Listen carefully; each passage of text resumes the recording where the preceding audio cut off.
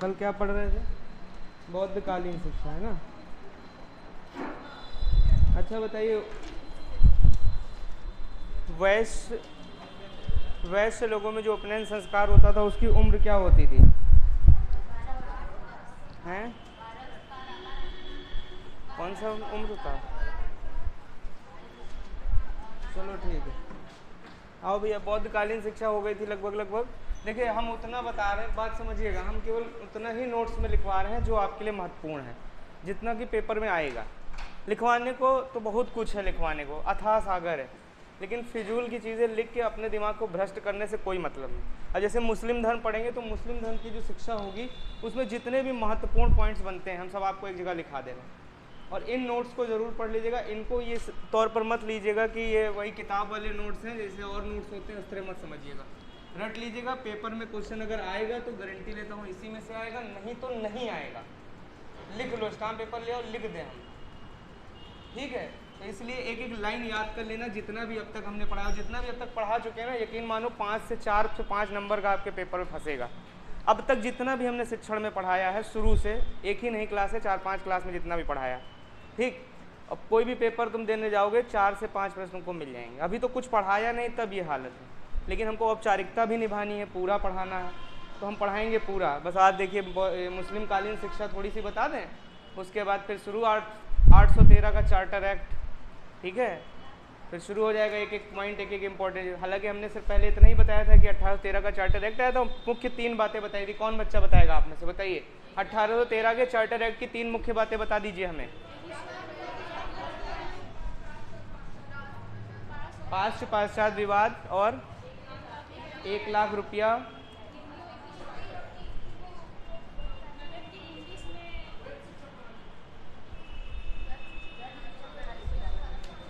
द्वैत शिक्षा प्रणाली अभी कहाँ आएगी, वो तो 1919 में आएगी। द्वैत शिक्षा, द्वैत शासन 1919, भारत शासन अधिनियम 1919, ठीक है? उसी में, उसी को कहते हैं द्वैत शासन प्रणाली 1919, उसी में आई थी द्वैत। ना और बताओ, एक बहुत महत्वपूर्ण 3 ही चीज़ है और इनके अलावा आज तक परीक्षा में नहीं पूछा गया। 1813 का चार्टर एक्ट ऐसे ही खत्म हो गया, लेकिन पढ़ाने को वो तो मराठी में काले अंग्रेजी मीडियम। और हमने जिस दिन पढ़ाया था उस दिन केवल यही 3 बातें बताई। हमने कहा 1813 चार्टर एक्ट पूरा 1 घंटे का पढ़ाएंगे, उसमें जो आएगा सो आएगा, लेकिन ये 3 बातें बता रहे यही पेपर में आएंगी। ये भी हम आपको बताते चलेंगे, आपका जितना शॉर्ट नोट्स बन सके, मिनिमम इतना होगा आपका शॉर्ट नोट्स।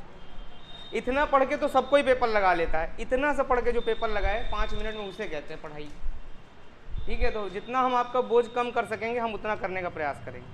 चलो, ईसाई मिशनरियों का आगमन हुआ था 1813 के चार्टर एक्ट में। जो आज स्कूल देखते हो ना, 2-4 स्कूल हैं अपने यहाँ भी, सब जगह हैं, ठीक है ना? वो वही हैं ईसाई मिशनरी। काहे के लिए आए थे ईसाई मिशनरी यहाँ पे?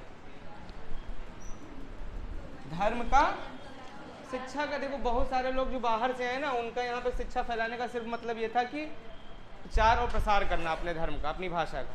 सिर्फ अंग्रेज ऐसे थे जो सिर्फ व्यवसाय के लिए केवल शिक्षा फैलाना चाहते थे, ठीक। बाद में उन्होंने भी राजनीतिकरण कर दिया। चलिए, तो हेडिंग डालिएगा मुस्लिम शिक्षा। देखिए, आने को बहुत कुछ है, लेकिन अगर प्रश्न पत्र में आएगा तो वहाँ पर ये व्यवहारिकता नहीं देखेगा, वहाँ सीधे बोलेगा 1813 का चार्टर एक्ट।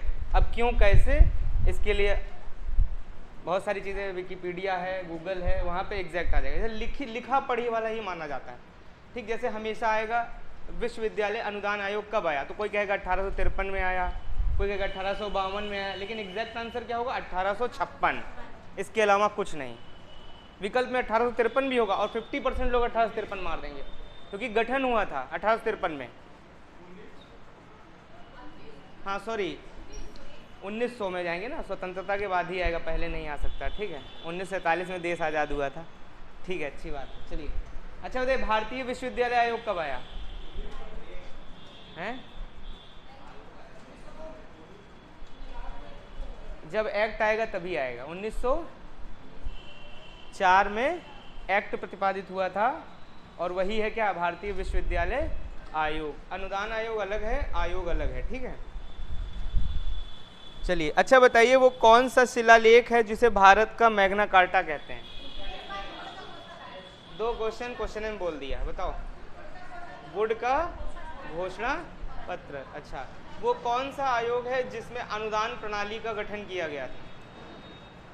ऑप्शन दे रहे हैं आपको, 1813 का charter act, Kothari commission, Hartog committee, इनमें से कोई नहीं। तो कौन है वही बता दो। वुड का डिस्पैच। ठीक है, चलिए अच्छा शुरू करें। हेडिंग डालो मुस्लिम शिक्षा।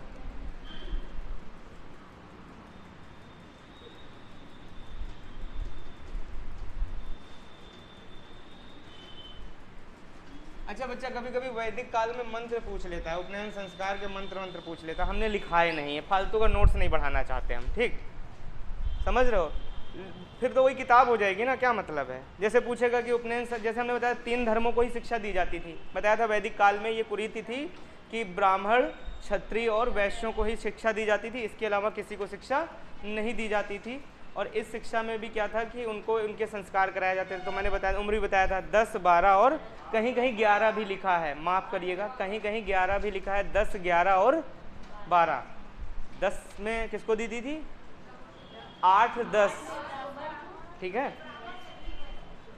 हाँ हाँ, ब्राह्मण, क्षत्रिय, वैश्य को दी जाती थी, लेकिन उनका उम्र मैं बता रहा हूँ आपको, कहीं कहीं किताबों में 11 लिखा है क्षत्रियों के लिए, हमने लिखवाया 12, ठीक है, तो हाँ सॉरी 10 लिखवाया है, तो 10 और 11 में मतभेद मत करिएगा। जो आपको परीक्षा मान लो 10 ना दिखे 11 दिखे तो मार दीजिएगा, ठीक है, क्योंकि हो जाता है कभी कभी पेपर में, क्योंकि पेपर की 3 विशेषताएं होती हैं, विश्वसनीयता, वैधता और वस्तुनिष्ठता, किसी भी प्रश्न पत्र की, ठीक है, और अपने यहाँ ये तीनों ही नहीं पाई जाती पेपरों में पूरी तरीके से, ना तो उसकी कोई विश्वसनीयता है उस पेपर की, ना कोई वैधता है, कोर्ट में चक्कर लगाता है पेपर का आंसर की इधर से उधर। तो आप फ्लेक्सिबल रहिएगा, जो आपको परीक्षा में दिखे वही मार दीजिएगा। तो मुस्लिम कालीन शिक्षा शुरू करते हैं। तो मुस्लिम कालीन शिक्षा का समय 3 प्रश्न आते हैं और हर साल 1 प्रश्न आ जाता है। पहला प्रश्न, ये कब आया था, कब से कब तक चला था? तो 1200 से 1700 ईसा तक चला था, लिख लीजिएगा, 1200 से ईस्वी से 1700, ठीक है, मुगल काल, ठीक है, मुगल कालीन शिक्षा। मुस्लिम शिक्षा है तो मुस्लिम से संबंधित होगी। चलिए दूसरा, देखिए हमें 4 क्वेश्चन सारी चीज़ों से पढ़ रहे हैं, मैं आपको फैक्ट बता दूं। उद्देश्य क्या था, ठीक, संस्कार कौन था, क्या उपाधियां दी जाती थी, ठीक है, और क्या निष्कर्ष निकला, बस, और कुछ नहीं पूछता इन सबसे। इसके अलावा अगर फालतू चीज़ें लिखना है तो लिख सकते हैं, अपना नोट्स बढ़ा सकते हैं, सुंदर बना सकते हैं, कोई मतलब नहीं।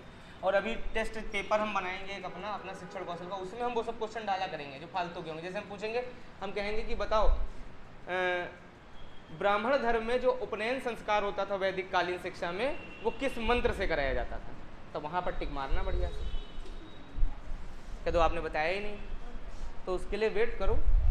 सबसे पवित्र मंत्र कौन है ब्राह्मणों के लिए, हम लोगों के लिए, या सभी धर्मों के लिए अपने अपने अलग अलग धर्म ग्रंथ हैं, उनके उल्लास में मंत्र हैं, गायत्री मंत्र है। तो ब्राह्मणों का जो उपनयन संस्कार कराया जाता था शिक्षा का, वैदिक कालीन शिक्षा का, उसे क्या कहते थे हम लोग? गायत्री मंत्र से, ठीक है।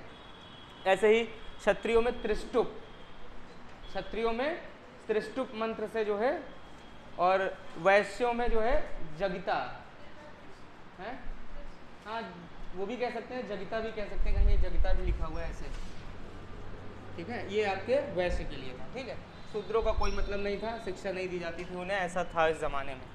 चलिए अच्छा सुनो, वैदिक जो शिक्षा थी वो स्वतंत्र थी। वैदिक शिक्षा कैसी थी? स्वतंत्र थी, याद रखना हमेशा, वैदिक शिक्षा कैसी थी? स्वतंत्र। और बाकी ये जो शिक्षा थी राज्यों के अधीन थी। ये क्वेश्चन पूछे नहीं जाएंगे, लेकिन सुन लो, एक कान से सुनो, दूसरे से निकाल दो, नोट्स बढ़ाने की जरूरत नहीं। चलो, कब से कब तक था? 12 से 1700। अब सुनो हमारी बात ध्यान से। मुस्लिम कालीन जो शिक्षा थी, उससे सबसे पहला क्वेश्चन ये बनता है, क्या स्त्रियों को इस धर्म में शिक्षा दी जाती थी? क्या लगता है, दी जाती थी कि नहीं दी जाती थी? दी जाती थी, ठीक है।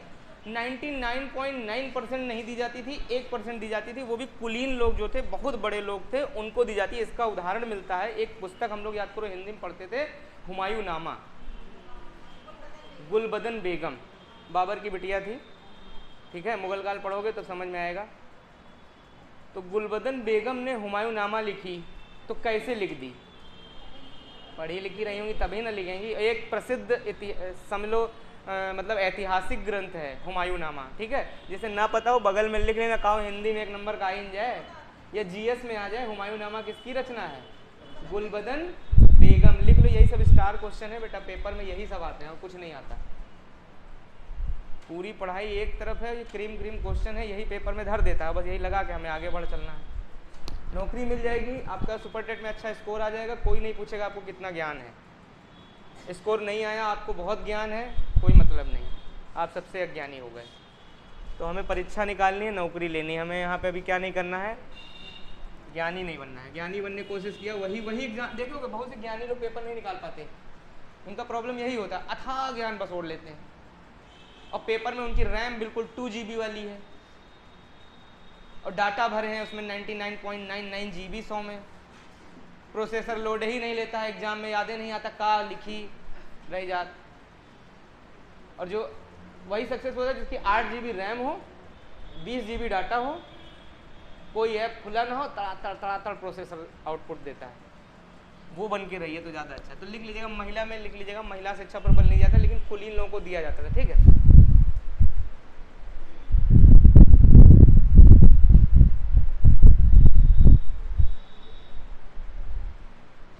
चलिए, पूछा जाएगा कि मुस्लिम जो कालीन शिक्षा है इसमें भी अपने अपने कुछ नियम कानून थे, अपनी अपनी कुछ उम्र व्यवस्था थी और उस हिसाब से उनका कुछ अपना नियम कानून था। तो पेपर कभी कभी आ जाता है कि मुस्लिम शिक्षा का जो आरंभ होता था शिक्षा का, वो किस संस्कार से होता था, उस संस्कार का नाम लिख लीजिएगा, लिखिएगा बिस्मिल्लाह।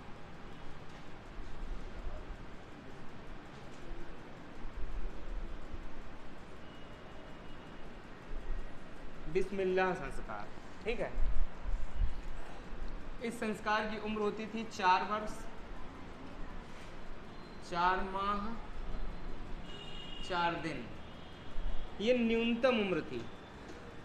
अगर कोई बच्चा मान लो इनके ज़माने में कोरोना वायरस आ जाता और किसी बच्चा 4 वर्ष 4 माह 4 दिन का होता तो एडमिशन हो जाता, उसका रह जाता, तो क्या उसकी शिक्षा ही नहीं प्रारंभ होती?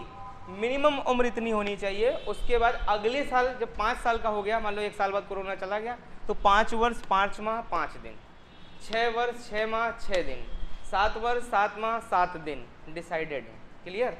तो न्यूनतम उम्र कितनी होनी है? 4 वर्ष 4 माह 4 दिन, न्यूनतम लगा लीजिएगा, ठीक है। 4 वर्ष 4 माह 4 दिन, ठीक। बिस्मिल्लाह संस्कार में क्या होता था कि बिस्मिल्लाह संस्कार में जो बच्चों का संस्कार ऐसे होता था कि कुरान से कुछ आयतें जो हैं, अध्याय 51 और 55 है अध्याय, उसमें कुरान में जो है इनको आयतें कुछ बच्चों को बुलवाई जाती थी, पढ़वाई जाती थी, बच्चे उसको पढ़ते थे। जो बच्चे पढ़ लेते थे उनका संस्कार हो जाता था, जो नहीं पढ़ पाते थे उनके लिए वैकल्पिक व्यवस्था थी बिस्मिल्लाह संस्कार। बिस्मिल्लाह का मतलब अल्लाह का नाम, ठीक है। तो बिस्मिल्लाह का नाम ही दिलवा के उनको उस संस्कार को आगे बढ़ा के उनकी शिक्षा प्रारंभ कर दी जाती थी, ठीक है। इतनी सी बात समझ गए। दूसरी बात, मुस्लिम कालीन शिक्षा जो थी वो रटंत्र प्रणाली पर आधारित थी। इनकी पहली शिक्षा क्या थी? रटंत्र प्रणाली पर आधारित, ठीक है। दूसरा, किस भाषा में शिक्षा का उदय होता था वो बहुत पूछा जाता है, तो लिख लीजिएगा अरबी और फारसी। अरबी और फारसी, ठीक। और सुनो, अरबी और फारसी भाषाओं का ज्ञान जो भाषाविद विचारक रखते थे उन्हें काबिल बोलते थे। कहते नहीं ज़्यादा काबिल ना बनो, ठीक है, तो काबिल बोलते थे मुस्लिम काल में, काबिल।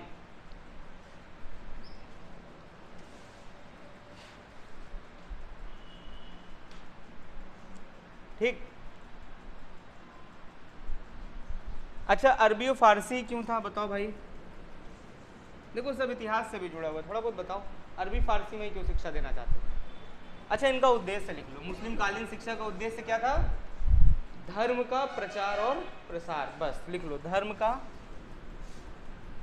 प्रचार एवं प्रसार, यही उद्देश्य था और कुछ नहीं था। धर्म का प्रचार और प्रसार।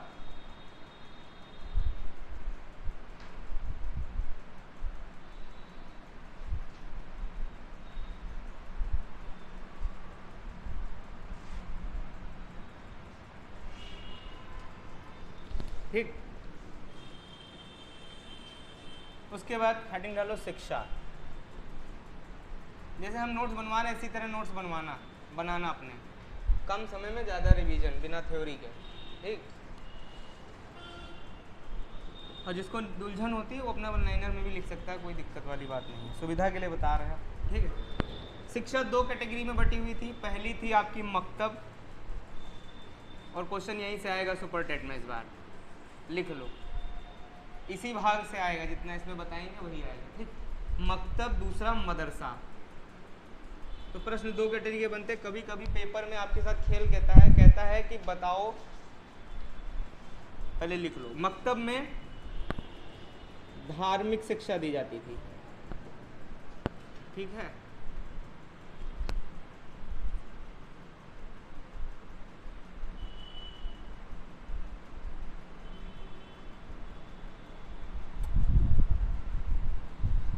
जो मकतब है ये अरबी भाषा का शब्द है, कुतुब से बना है, और कुतुब का अरबी भाषा में अर्थ होता है लिखना और पढ़ना।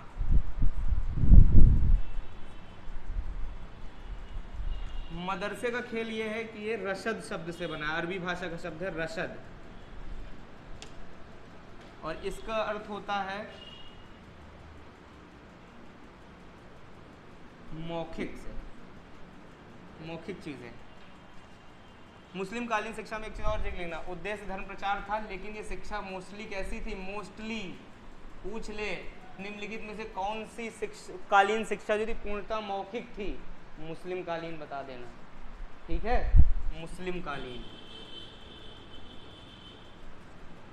हो सकता है वहाँ दे दे बौद्ध कालीन शिक्षा, वैदिक कालीन शिक्षा, मुस्लिम शिक्षा, ठीक है। कौन सी मौखिक पूरी शिक्षा थी तो बता दीजिएगा। मुस्लिम शिक्षा पूर्णतः मौखिक थी, लगभग, ठीक है। चलिए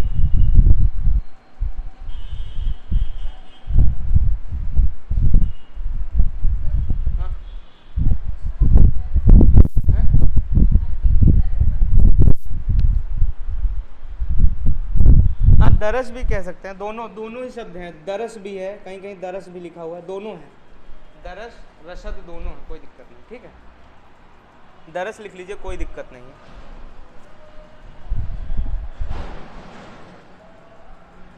देखिए जैसे हिंदी में नहीं, हम लोग एक शब्द को कई भाषा में कर लेते हैं, बहुत सारी चीज़ें हैं, तो वैसे ही अरबी भाषा के भी कई सिनोनिम्स, हर भाषा में सिनोनिम्स होता है कि नहीं होता है? इंग्लिश में सिनोनिम्स है कि नहीं है बताओ? हम पूछते हैं आपसे, बताओ।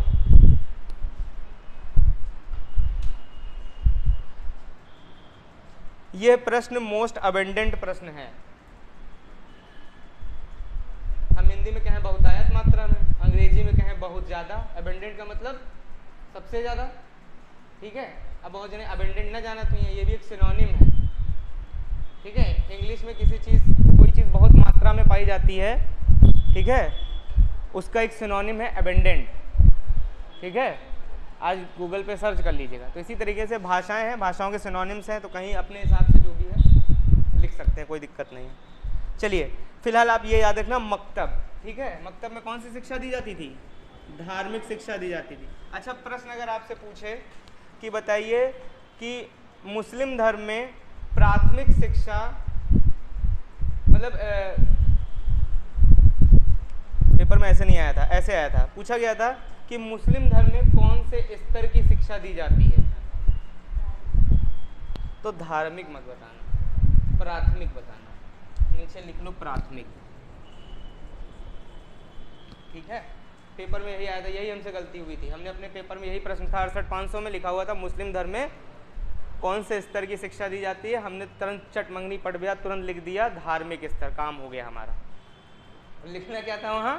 प्राथमिक स्तर। गलत हम भी नहीं थे, गलत वो भी नहीं थे, लेकिन हमने कहा ना अगर 2-4 बार आंसर की रिवाइज होती तो कम से कम 500-600-1000 क्वेश्चन के उत्तर निकल आते उनके।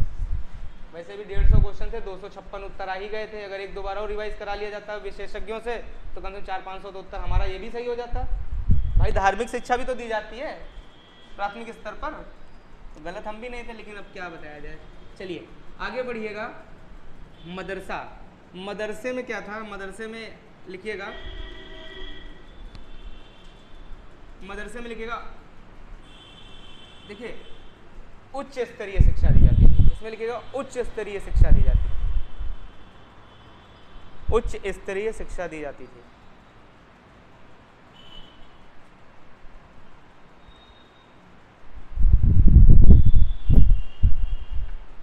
मदरसे में उच्च स्तरीय शिक्षा दी जाती थी, ये लिख लीजिएगा, इंपॉर्टेंट।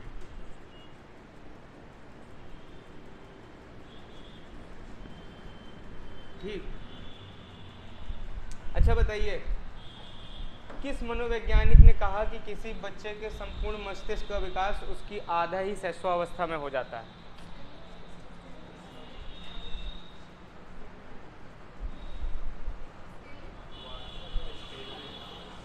किस मनोवैज्ञानिक ने कहा था कि किसी बच्चे का जो भी पूरी ज़िंदगी में जितना वो मस्तिष्क का अपना डेवलपमेंट करता है उसका 50% शैशवाई अवस्था में हो जाता है, इसलिए शैशवावस्था बहुत महत्वपूर्ण होती है।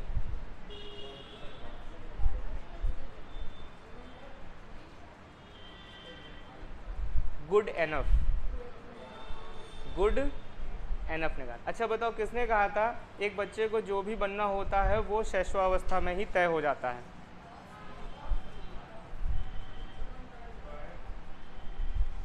जब 4 से 5 वर्ष बोला जाएगा तभी फ्रायड होंगे। बताइए, या ये इस तरीके से भी आ सकती है, जिस बच्चे को जो कुछ भी बनना होता है वो शैशवावस्था में ही अपनी शिलान्यास या आधारशिला बना लेता है। स्ट्रेंग याद आ रहा है? कुछ पढ़ भी लिया करो, पुराना भी रिवाइज कर लिया करो। हालांकि हम फिर से पढ़ाएंगे, बाल मनोविज्ञान पूरा फिर से पढ़ाएंगे, टेंशन ना लीजिए, ठीक है। क्या होता है? स्ट्रेंग ने कहा था, क्या कहा था कि शैशवावस्था में बच्चा अपने भावी जीवन का क्या रखता है? आधारशिला या शिलान्यास कर देता है, ठीक है। अच्छा, किस मनोवैज्ञानिक ने कहा था कि 4 से 5 वर्ष में ही जो कुछ बनना होता है बच्चा बन जाता है? फ्रायड। जब 4 वर्ष बोलेगा तो फ्रायड। किसने कहा था कि शैशवावस्था मानसिक विकास की सबसे ग्रहणशील अवस्था है? न्यूमैन ने कहा था। किसने कहा था? देखिए, शैशवावस्था, बाल्यावस्था और किशोरावस्था की परिभाषाएं बहुत पूछी जाती है, जितनी हमने आपको पहले बताई थी वही फिर बताएंगे, क्योंकि उन्हीं में से आएंगे अगर आएंगे, ठीक है। परिभाषाएं कभी भी बार बार घुमाई फिराई नहीं जाती हैं। अच्छा चलिए बताइए, बौद्धकालीन शिक्षा में किनका उपसंपदा संस्कार किया जाता है? या छोड़ो, ऐसे प्रश्न ऐसे नहीं आएगा, प्रश्न ऐसे आएगा कि बौद्धकालीन शिक्षा में, ठीक है, स्थायी संस्कार कौन सा है? उपसंपदा संस्कार। स्थायी है ना, इसको वही लोग ग्रहण करते थे जो भिक्षु बनते थे, ठीक है। और बौद्धकालीन शिक्षा का पहला संस्कार कौन सा था? प्रवज्जा संस्कार। कौन सा संस्कार? कौन कराता था प्रवज्जा संस्कार? बताओ भाई। पुरोहित कराते थे प्रवज्जा संस्कार, ठीक है। चलिए आगे आओ, मुस्लिम शिक्षा लिखो, लिखो अगला पॉइंट लिखिए। अच्छा, मुस्लिम शिक्षा में एक चीज़ और जान लिया, अरबी फारसी का मतलब, मेरा ये कहने का मतलब है, देखिए ध्यान से, अभी हमने आपसे थोड़ी देर पहले कहा था कि अपने धर्म का प्रचार प्रसार करना था, और आपको पता होगा हमारे देश का इतिहास रहा है कि हमारे यहाँ सबसे पहले मुस्लिमों का आक्रमण कब हुआ था? किसने किया था? सबसे पहला मुस्लिम आक्रमणकारी कौन था? मोहम्मद बिन कासिम सबसे पहला मुस्लिम आक्रमणकारी था, ठीक है। इसके बाद कौन आया? अरे इतना क्रम तो कम से कम याद रखो, पेपर में यही सब आता है और कुछ नहीं आता है। पूरा इतिहास और सन याद करने की जरूरत नहीं है। इतनी बड़ी बड़ी चीज़ें आप लोग याद कर लेते, इतनी छोटी चीज़ नहीं याद करते। सबसे पहला मुस्लिम आक्रमणकारी कौन था? मोहम्मद बिन कासिम। उसके बाद कौन आया? शुरू हो गए ये लोग, इसलिए अरबी पर बल दिया गया था। अरबी आक्रमण हुआ था हमारे यहाँ। मुस्लिम आक्रमणकारियों में भी अरबी आक्रमणकारी आए थे कि नहीं आए थे? अरबी में कौन था? यही तो था, मोहम्मद बिन कासिम, ये अरबी आक्रमणकारी था, ठीक है। और इस मोहम्मद बिन कासिम एक अरबी आक्रमणकारी था। और इसके बाद कौन आए? तुर्क आए। इसके बाद तुर्क, और तुर्क में दो ही जाने मानी हस्तियां थी, एक था गजनबी और एक गौरी। गजनबी और गौरी, ठीक है। गजनबी भी लौटा, गौरी भी लौटा, ठीक। लेकिन गौरी लौटते लौटते कुतुबुद्दीन ऐबक को स्थापित कर गया। कुतुबुद्दीन ऐबक से सारे वंश स्टार्ट हो जाते हैं, ठीक है। गुलाम वंश, खिलजी वंश, लोदी वंश, सैयद वंश, ठीक है ना, ठीक है। लोधी वंश तो सबसे अंतिम वंश है, ठीक है, जिसको अकबर ने निपटा दिया था पानीपत के युद्ध में, और वहीं से शुरू हो जाता है आपका मुगल काल। और बोलते हैं कि मुस्लिम कालीन शिक्षा का सबसे स्वर्णिम काल शिक्षा का कौन सा था, तो मुगल काल था। एक हेडिंग लिख लेना, मुगल काल, स्वर्णिम काल लिख लो, मुस्लिम शिक्षा का स्वर्णिम काल मुगल काल, बाबर का समय,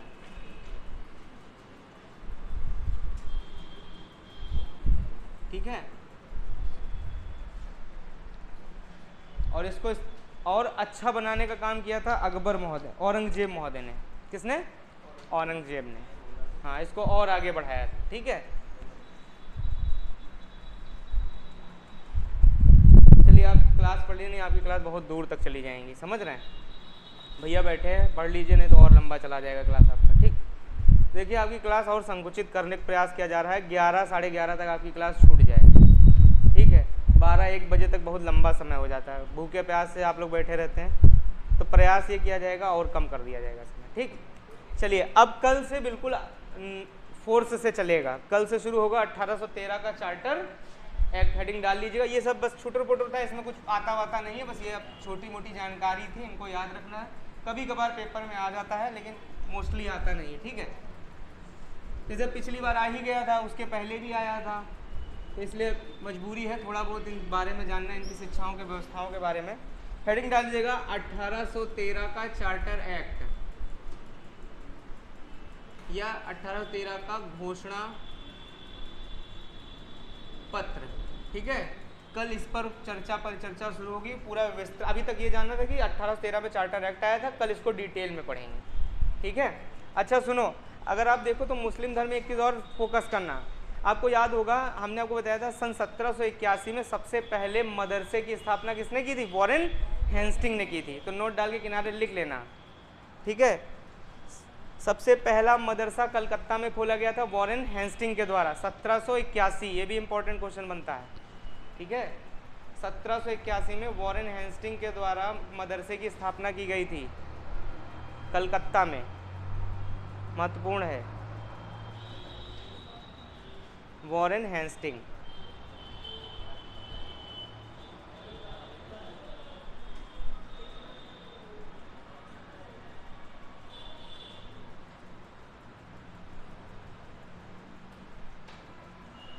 ठीक, चलिए आज इतना ही रखते हैं, फिर कल मुलाकात है।